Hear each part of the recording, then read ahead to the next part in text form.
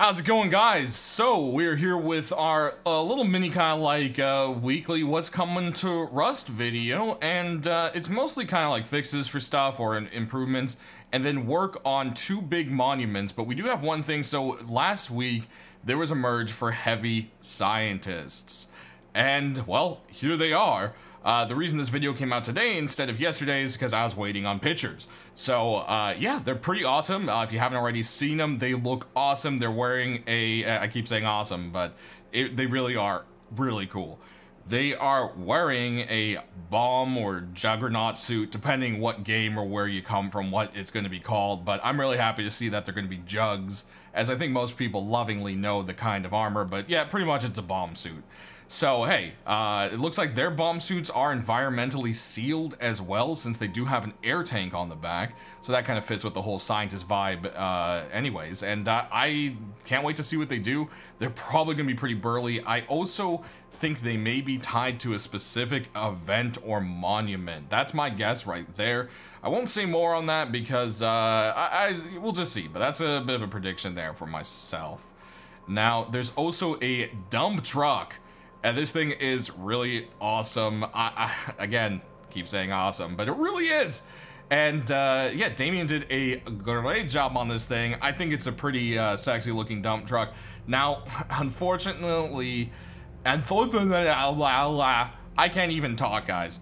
Unfortunately, currently, it is only going to be a static object. I know, that's a little bit sad, but who knows, maybe through modding or just later on when Facepunch is just like, whatever, maybe one day we'll be able to drive it. I really hope that sometime soon, because that would be cool. Can you imagine just like plowing into someone's base with this thing, or just being able to travel with a bunch of stone? I don't know. Anyways, that's just dreaming. On the subject of working vehicles, the gyrocopter is going to be seeing a few changes. So we have this little health bar down there at the bottom. You see the 983, and there's going to be a fuel gauge as well. It looks like the fuel gauge isn't here yet. So one little thing you can do, guys, to actually check or change your fuel or add fuel, since it can only hold 500, while you're in the air, you can actually press Alt and look behind you. So to prove this works in air, we'll go ahead and take off. So here we are, we're up in the air, and I'm going to be holding down my Alt key and press E, and boom, we can add more fuel without falling off or anything crazy like that. Oh, we crashed! Yeah, as you can see, it took damage there on the little health bar. So that is kind of a neat little trick that can help you guys right now with refueling midair without dying. Well, hopefully.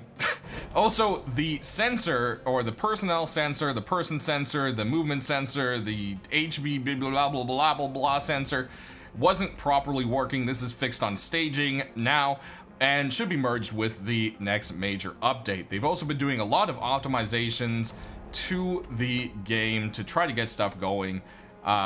It's pretty much just kind of a lot of fixes. The pager got a fix. There's some miscellaneous performance fixes. And yeah, it's pretty much, you know, hopefully going to help quite a bit. Texture streaming is the main thing they're working on right now. Diego's working on that. It's a new feature in Unity, the Unity update that they just did, and it should allow them to control, I guess, different parts of the minimap levels to load in, how they load into memory. So they can actually lower the memory usage of all the textures, which will really help with performance for the graphics processing, and probably help a little bit with CPU as well. I'm not 100% sure. I'm not an expert on it, so don't take me, you know, fully with that. The oil rigs should be good for the March update, so that's going to be very cool right there. They're going to be coming in fully finished, two versions, the small oil rig and the large, and I believe the large has an event tied to it. However, they might both. I'm not entirely sure on that. We'll just have to see where that's going. Alright, so besides that, there's the Excavator Monument, which is going to be the next monument being worked on after the oil rigs. It's already up to the point where it almost has its gray boxes finished. and Vince has told me he will try to get some shots of that to me by next week when it's more set in stone, so I'm looking very forward to that. So there's something we can all look forward to. However, I have found out that it is most definitely a bucket excavator, I believe is the most common term used for it, because the term excavator is kind of general. An actual excavator is usually a moving truck or tractor, I should say, with a scoop in the front of it.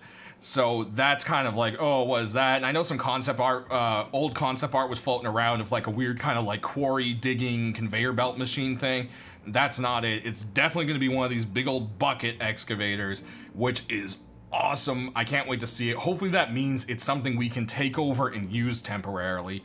It'd be cool if there's a little event tied to that as well. Who knows? Maybe that's what the heavy scientists are for. I don't know.